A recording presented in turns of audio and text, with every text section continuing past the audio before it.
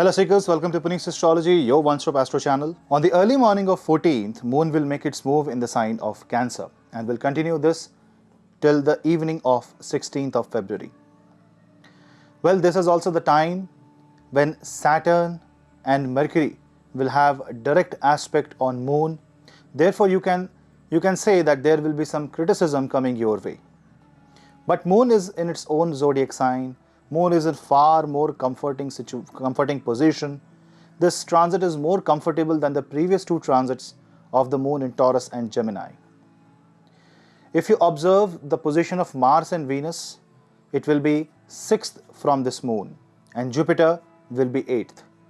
And this is the only problem because this Moon will be a Moon that wants relaxation. This is a vacation Moon. This is a time when your mind is tired and you just want to relax a bit. So you should do the same. Use this time to study.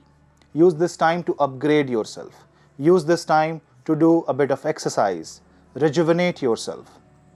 This is perfect time for recharging your mind, recharging your spirit. Read good books. Read inspirational stuff.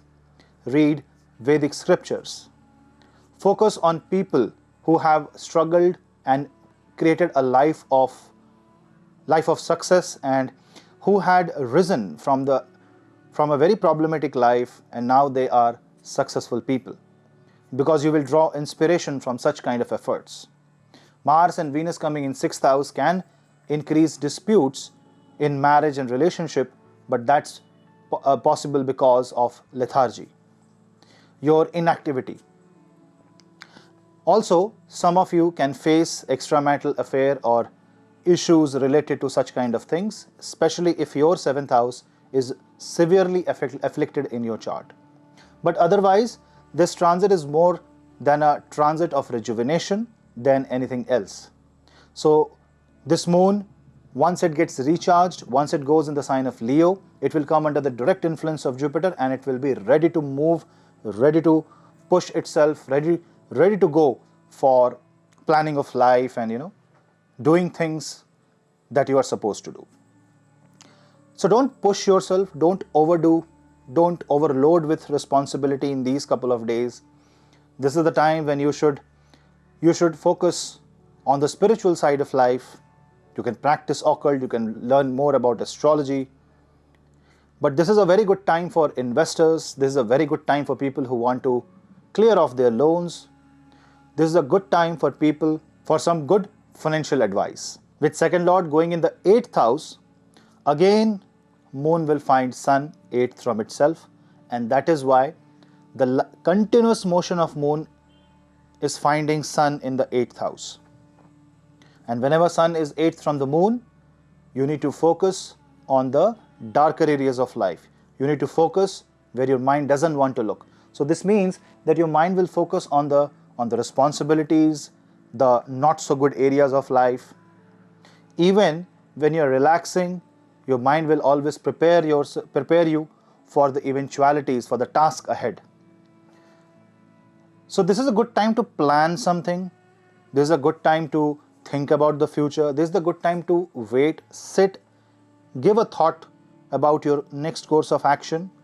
This is a good time to drop your weapon, drop the war, hold a ceasefire in your life.